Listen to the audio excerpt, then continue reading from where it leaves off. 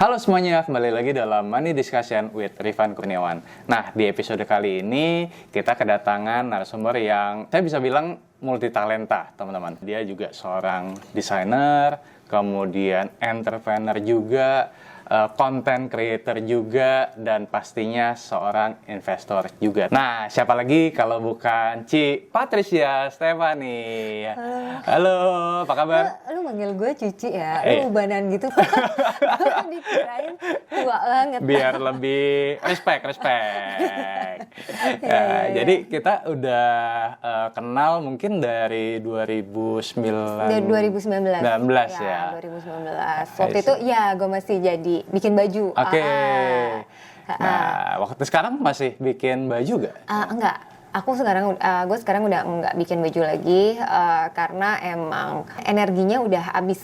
Oke. Energinya udah habis. Kalau gitu sekarang apa aja nih kesibukannya nih? Kalau gue itu dibilang sibuk banget, enggak ya. Dibilang sibuk banget enggak. Jadi kalau misalnya ini sekarang gue lebih ke usaha yang lain, di bisnis yang lain. Jadi gue ada bikin barang-barang. Sekarang gue partneran. Karena gue pengen punya waktu. Jadi gue cari partner yang mau kerjain operasional basically. Jadi gue basically lagi lumayan chip in ke berapa startup lah, bisa dibilang lah. Nah, yang gue paling proud mungkin sekarang yang skincare. Karena itu doing well banget. Terus ada juga juice bar. Ini gue bikin barengan sama geng Kopisu, grup Kopisu Group. Tahu kan Kopisu? Tahu dong. Gue klien juga kan. Nah, itu jadi tapi yang ini ternyata F&B agak lebih challenge. Jadi agak lebih ini, dan ini lebih baru kan. Yes. Jadi ya basically sekilas itu. Waduh, jadi ada skincare, kemudian juga ada F&B juga, ya kan, wah. Dan masih sempat untuk invest juga. Iya, soalnya kan investnya kan ini, basically kita cari, ya udah, nggak terlalu harus sering tektokan, nggak harus sering ini kan. Ganti-ganti. Iya, ganti-ganti yang semenit berubah gitu. Kita bukan tipe investor yang kayak gitu kan. Yes, betul. Nah yang gue pengen tanya nih, Fat. Pertama, kan kita kenal juga udah lama nih. Nah mungkin boleh di-share nggak? Mungkin kayak status, mungkin kayak posisi keuangan, mungkin atau masih ada hutang atau apa gitu, mungkin bisa dijelasin dulu gak? Kalau posisi hutang kita adalah ekstremis ya, jadi gue jadi kita benar-benar no debt. Berarti udah no debt dan bisa invest dengan uang dingin lah ya kasarnya. Dengan uang dingin ya, jadi gue juga udah insured myself. Jadi gue sama Titov juga udah suami gue. Itu kita semua udah insured. Terus kita ada dana darurat supaya investasi gue nih nggak terganggu. Itu important juga ya. Jadi no debt, kemudian juga ada fully covered by insurance juga, sehingga investasinya bisa jauh lebih tenang. Iya, sama dana darurat. Sama dana darurat juga. Dana daruratnya harus tebel ya. Benar. Dana daruratnya harus tebel. Kalau misalnya katanya Pak Buffett kan cari company yang ada muatnya. Nah ini tuh muat portofolio kita, ya kan? Harus gede gitu loh. Jadi nggak bisa nih, misalnya lo investasi udah berapa lama? 20 tahun. Tapi pas bulan ketiga lo lagi perlu duit, lo tarik lagi. Nah itu tuh nggak akan compounding, iya nggak sih? Terus nanti lu start lagi dari nol, atau lu tarik setengah. Nah itu menurut itu kan nggak ini, tapi itu ternyata banyak yang bilang dia 20 tahun nggak menghasilkan, ternyata gara-gara itu, Van. Gara-gara begitu ada misalkan ada keuntungan harus ditarik dulu. Ada keperluan, mereka terpaksa harus tarik karena ya mereka nggak ada muat yang tadi gue bilang itu gitu. Jadi ya kita untuk menjaga investasi kita ini supaya bisa compoundingnya to the fullest lah ya. Yeah. Gue bikin semua itu gitu. Oke, so itu important juga sih buat teman-teman semua ya. Jadi selain no debt itu penting juga, kemudian juga insurance, kemudian juga dana darurat. Nah, gue pengen tanya, apa sih yang memotivasi seorang Patricia Stephanie juga untuk invest, dan apa nih goals yang pengen dicapai dari investasi ini? Oke, pertama adalah mungkin karena gue lihat keluarga gue gitu, intinya waktu once mereka udah nggak menghasilkan, akhirnya mereka udah harus bergantung gitu loh. Oke. Ngerti kan maksudnya? Banyak banget kan kayak gitu. Jadi the only way kita bisa mutus chain sandwich generation itu adalah dari kita gitu loh. Jadi makanya gue harus mikir itu adalah gimana caranya supaya gue itu waktu tua itu nggak nyusahin orang. Itu adalah pemikiran gue yang pertama banget. Nah, untungnya waktu itu gue ada ikut advisory, dan di advisory itu tuh gue jadi jelas banget tuh tujuan gue ngapain sih, kenapa gue harus ngumpulin sekian banyak duit, kenapa gue harus saving sekarang, kenapa gue harus delete semua keinginan gue yang sekarang ini gitu loh. Dan itu tuh jadi ada mappingnya gitu loh. Oke, lu umur sekian, lu harus ada dana sekian. Gitu loh, yang which is sebenarnya ternyata waktu disebutin angkanya gede lah. Tapi tuh once kita tahu prinsip compounding, let's say deh 25 tahun lagi gitu. 25 tahun lagi gue compound di CAGR 15%. Itu sebenarnya gue udah nyampe gitu loh. Gue akan bisa nyampe di situ gitu loh, di angka itu. Jadi makanya what drives me untuk invest itu adalah karena gue mau berusaha supaya nanti pas gue udah ini gue nggak repotin orang. Seandainya gue punya anak pun gue nggak mau repotin anak gue lah gitu loh, karena mereka akan punya kehidupan mereka sendiri. Betul. Nah, tapi kalau misalkan Tito juga pasti support gak, kalau atau keluarga support gak untuk Pat invest? Keluarga ya? Atau keluarga. Ada yang kayak jadi drawbacknya kayak jangan, atau mungkin boleh ceritain? Kalau misalnya dari keluarga gue, jujur gue datang dari keluarga yang minim banget financial literacy, makanya gue sempat juga kacau banget waktu gue bikin bisnis gue yang pertama itu. Kacau banget. Terus udah kayak gitu, sekarang sih jujur ya, malah mereka lumayan intrigue untuk coba invest gitu. Jadi lagi gue arahkan juga supaya maksudnya istilahnya kita kerja itu mungkin ada batasan, ya nggak sih? Betul. Lu mau pensiun nggak? Nah, kita definisin pensiun dulu, ya kan? Kalau bicara soal pensiun yang kayak duduk di pantai, terus kayak nggak ngapa-ngapain, gitu kayak boring juga nggak sih? Iya kan? Iya, benar. Cuman gue pengennya gue sampai tua bisa kerja. Iya. Bener kan? Bener, sama nggak sih maksudnya? Bener. Kalau nggak gue takut pikun. Iya, benar. Tapi masalahnya nggak semua orang seberuntung itu, Pak. Iya kan? Maksudnya karena ya bisa jadi kesehatan lo, atau mungkin apalagi gue content creator. Yes. Bentar lagi gue udah yesterday. Iya kan? Patricia Hu. Patricia Hu. Ya, sekarang gue Patricia Stephanie, tapi tomorrow gue udah jadi Patricia Hu gitu loh. Jadi maksudnya bagi gue kita tuh ada limitation. Mungkin nanti besok gue udah nggak relevan lagi, gue udah nggak bisa cari kerja ini lagi. Yang which is tuh kita ngamanin yang itu gitu loh.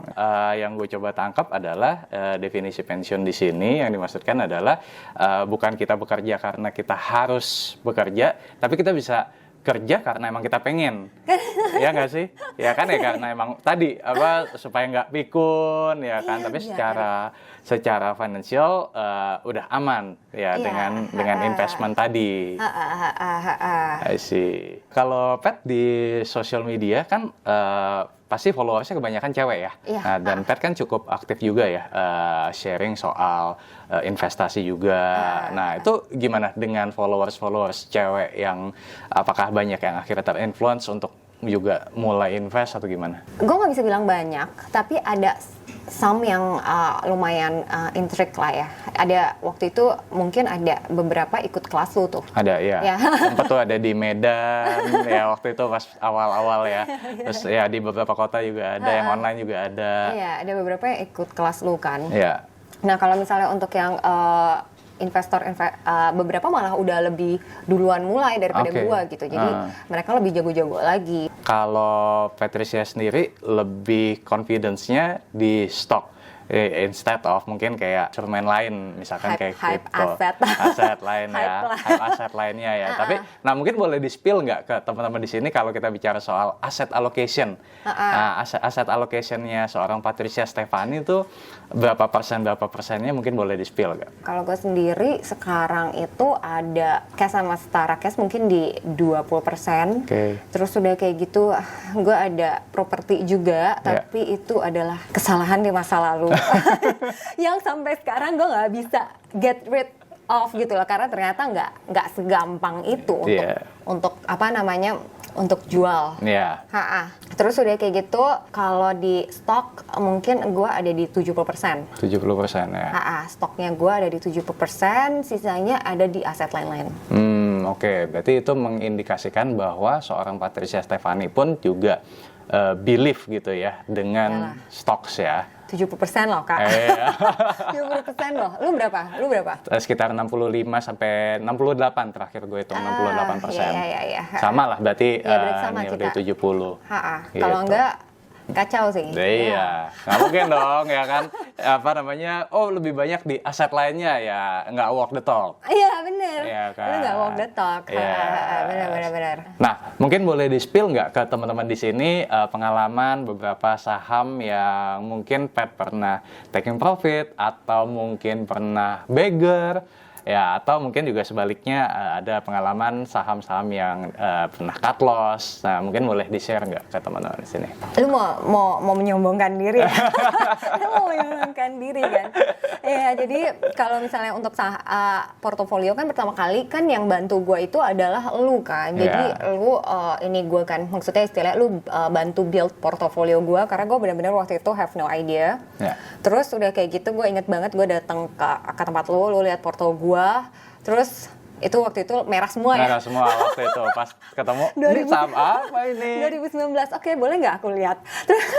Oke, jual semua ya. Oke, jual semua ya. Oke, gue jual semua. Nah, terus udah kayak gitu, abis itu saham jatuh. Iya, pas Maret ya. Iya, tapi justru malah itu kayak bagi gue itu good news banget. Yes. Kan?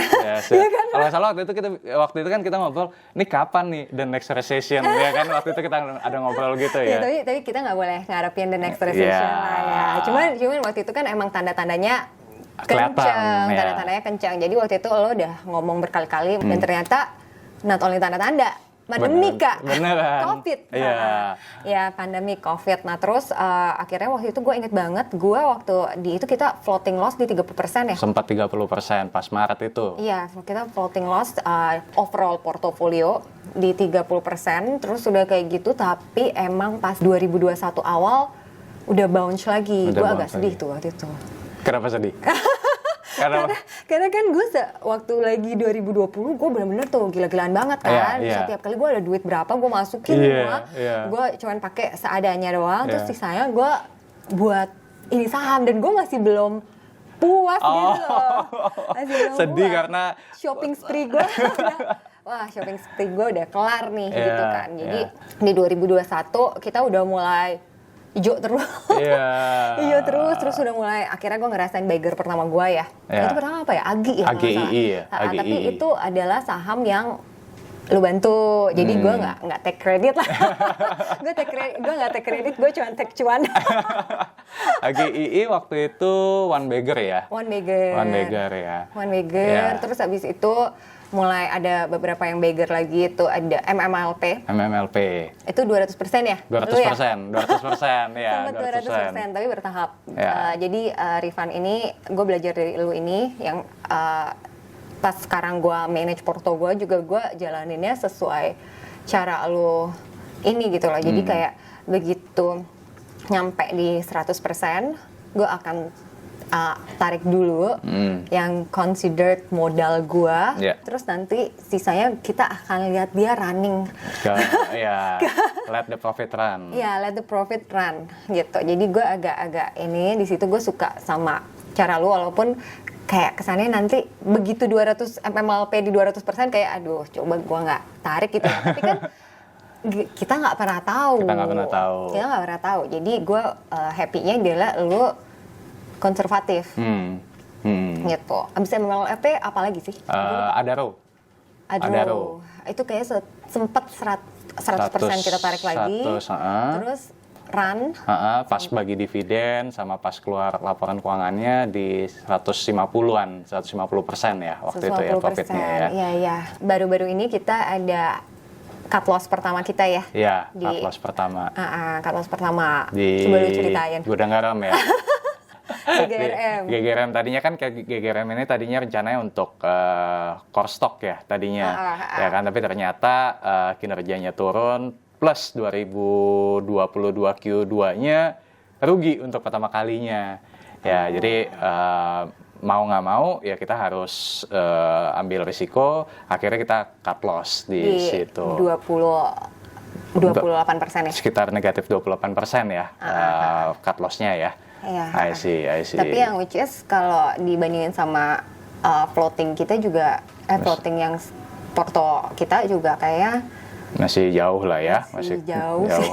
Kalau nggak salah kan pas 2020 ke 2021 itu secara overall di 25% ya portfolio growth-nya ya katanya. Iya. Di 25%, which is kan kalau di-compare dengan IHSG cukup jauh juga ya perform kan. Dan yang di 2022 ini almost 30% ya, hampir almost 30% ya, hampir 30%. Ini mau nyombong nih dia.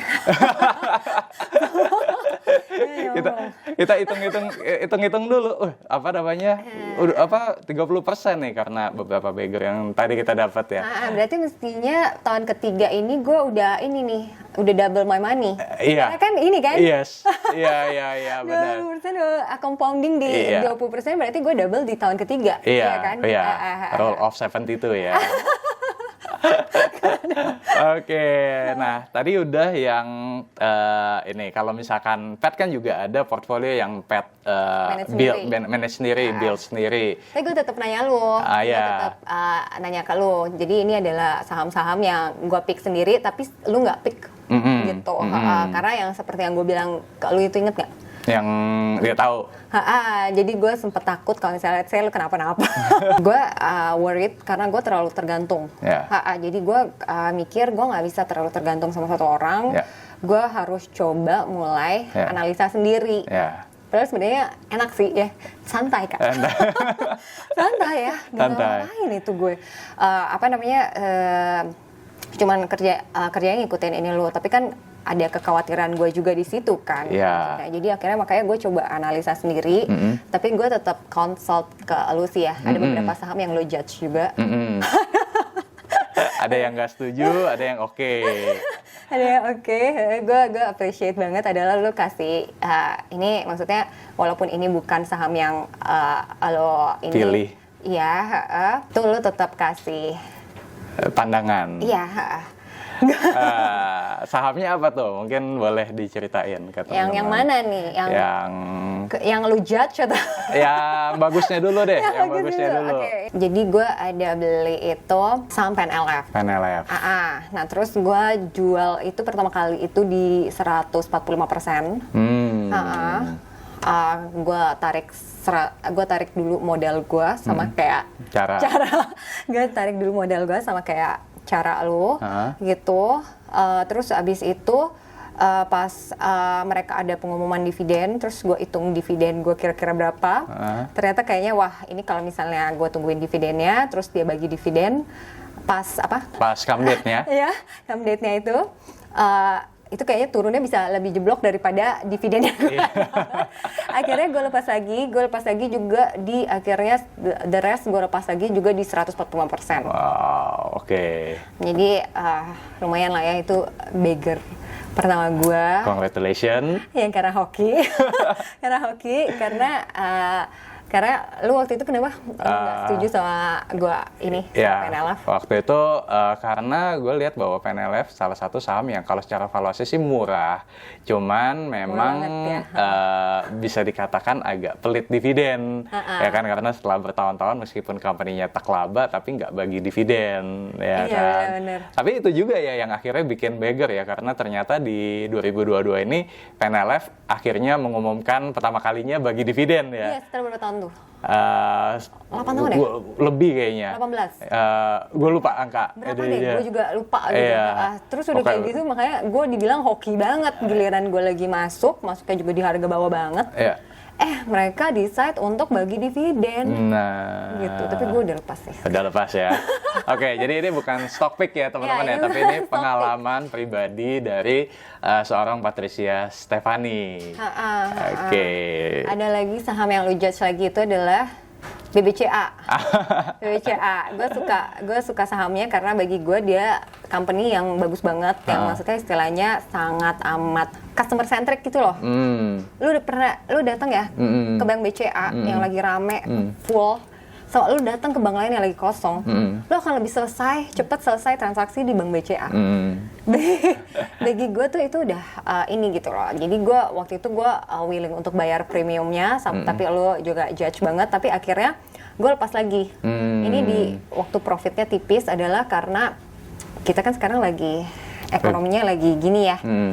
Semua woro-woro. Terus karena again kan lo kalau misalnya mau investasi sebenarnya rulesnya ada 2 kan.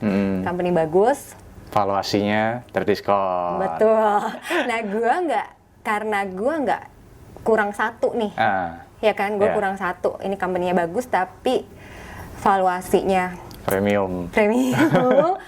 Gue kurang, mental gue jadi kurang gitu loh. Jadi confidence-nya kurang ya. Iya, confidence gue kurang. Oke.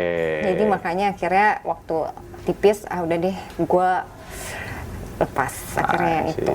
I see. Oke, nah kalau kita bicara soal seorang Patricia Stephanie ya, sekarang udah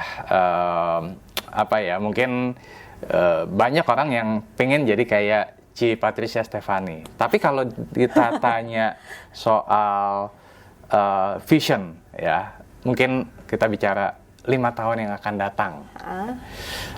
Apa yang visi dari seorang Patricia Stephanie yang mungkin sekarang nih, masih belum tercapai, tapi pingin nih 5 tahun lagi. Anytime, boleh dari segi life, atau dari segi investment, atau dari segi apapun. Kira-kira apa nih yang pingin seorang Patricia Stephanie capai dalam waktu 5 tahun ke depan? Jujur, gue bukan tipe yang punya target kayak income lo tahun depan naik berapa gitu gue nggak ada. Okay. Gue always bilang kalau income gue itu gue bersyukur kalau gue dapet seberapapun gitu loh. Jadi gue nggak ada, tapi gue berharapnya gue bisa lebih berpengalaman lagi lah ya di investing. Karena bagi gue orangnya tuh kepo. Jadi dari dulu gue emang kepo banget segala kelas ya. You name it. Gue pernah ikut gitu loh. Karena gue sekepo itu orangnya. Gue baca buku pun, gue suka baca buku pun karena gue orangnya gue punya curiosity. Yang tinggi gitu loh, tinggi banget gitu. Jadi makanya gue di situ gue banyak belajar ini itu. Tapi yang paling gue challenge itu adalah belajar investasi. Sampai sekarang gue nggak ya mungkin daripada waktu pertama kali gue ketemu sama lo, gue udah better lah ya. Much nih. Ya much lah. Udah dapet beggar. Ya, tapi maksudnya gue setidaknya bisa, sekarang gue kalau misalnya beli saham, setidaknya lu nanya gue kenapa lu beli saham ini, gue ada explanation kenapa gue bisa beli saham ini. Iya kan, maksudnya kayak gitu. Tapi kan ternyata ya maksudnya istilahnya not only company-nya oke, terus valuasinya oke, tapi ternyata ada juga hal-hal lain yang kadang-kadang tuh gue nggak tahu gitu loh. Jadi ini kan ya tentang pengalaman lo di ini kan, di market kan gitu. Betul. Jadi yang kayak, aduh kenapa lo beli ini gitu, ini nggak pernah bagi dividen gitu. Terus gue kayak oh gitu ya. Jadi maksudnya ada hal-hal yang kayak gitu loh. Jadi kayak ya gue berharapnya gue bisa lebih ngerti lagi sih, karena asli gue challenge banget otak. Gue nggak born smart, jadi gue bukan orang yang dari sananya tuh pinter gitu. Jadi gue challenge banget di area ini gitu. Jadi makanya gue berharapnya 5 tahun ke depan lagi gue bisa ada progres yang lebih lah ya di dunia investing. Oke, mantap. Jadi mudah-mudahan 5 tahun ke depan portfolio juga udah jauh lebih gede lagi ya, Fet ya. Ya semoga ya itu ya. Nah, mungkin pertanyaan terakhir nih, Fet. Ini mungkin sekaligus sebagai closing statement mungkin ya. Kira-kira ada nggak pesan-pesan atau message yang pengen Fet sampaikan ke teman-teman audiens di sini, mungkin terutama untuk kaum wanita atau perempuan nih yang mungkin selama ini masih kayak bisa nggak ya cewek mulai invest segala macam, bisa nggak ya cewek pintar cari duit ya kan, atau bisa jadi entrepreneur, mungkin bisa disampaikan di sini, silakan. Oke, kalau gue jujur gue adalah tipe orang yang menurut gue itu nggak semua orang itu bisa born untuk jadi entrepreneur, nggak semua orang itu bisa jadi ini, tapi kalau untuk mau jadi investor itu bisa gitu kalau menurut gua. Jadi mungkin lo bukan ibu rumah tangga banget gitu loh, tapi kalau untuk jadi investor menurut gua sekarang bisa, apalagi sekarang gitu, karena sekarang itu lebih banyak orang-orang kayak lo ya. Kalau dulu mungkin bingung. Terus udah kayak gitu sosial media sekarang kan, jadi maksudnya kita dapat informasi itu luar biasa banget menurut gua gitu loh. Kalau lo mau belajar bisa gitu ya, tapi lu kalau misalnya mau santai-santai aja, lu let's say deh kita beli MIP lu ya, Money Investing Plan ya, itu bisa gitu loh. Jadi kita nggak harus yang kayak ini banget gitu, tapi alangkah baiknya adalah kalau kita at least bisa ngerti gitu loh, bisa ngerti kenapa lu milih saham-saham ini, kenapa lu ini. Jadi jangan sampai nanti waktu lu lihat loh kok saham lu ada yang turunnya parah banget gitu, tapi lu nggak tahu kenapa gitu loh, dan lu nggak punya alasan untuk lu nggak tahu alasan lu untuk keep ini saham, lu nggak tahu alasan lu ini untuk average down, average up, atau kayak gitu. Lu ngerti nggak sih? Paham. Jadi maksudnya bagi gue ya sebenarnya kalau lu mau belajar pasti bisa, karena gue mulai belajar investasi saham ini tuh pas gue lagi nggak terlalu muda ya Pak. Kayaknya susah banget sih ini otak gue juga. Gue dulu kuliah finance sih, tapi itu juga udah lupa juga gitu lah ya. Udah lupa sih yang bagian rasio apa segala macam itu gue semua udah nggak inget sih. Kayak gitu. Tapi never too late lah ya untuk belajar ya. Never too late. Umur paling tua di kelas lu ada yang pernah ikut berapa? Kalau yang paling muda ada yang pernah 13 tahun, kalau yang paling tua waktu itu ya mungkin sekitar 50-an tahun. Oh, 50-an tahun. 50-an tahun. 50-an tahun masih mau belajar. Luar biasa sih. Luar biasa. Oke teman-teman, itu tadi podcast kita bersama dengan Patricia Stefani. Anyway, kalau misalkan teman-teman di sini ada yang mau keep contact dengan Patricia, mungkin bisa kemana? Instagram gue di Patricia _Stefani. Oke, di Instagram @Patricia_Stefani. Nanti linknya kita taruh juga di kolom deskripsi. Oke, thank you Pat waktunya untuk udah mampir ke studio, sharing ke teman-teman ya. Semoga sharing hari ini bisa bermanfaat buat teman-teman ya. Kalau kamu suka dengan video ini, jangan lupa untuk klik like, subscribe, dan juga share ke teman-teman kamu yang lainnya. Oke teman-teman, itu tadi podcast hari ini ya. Kita ketemu lagi di podcast berikutnya. Bye-bye semuanya.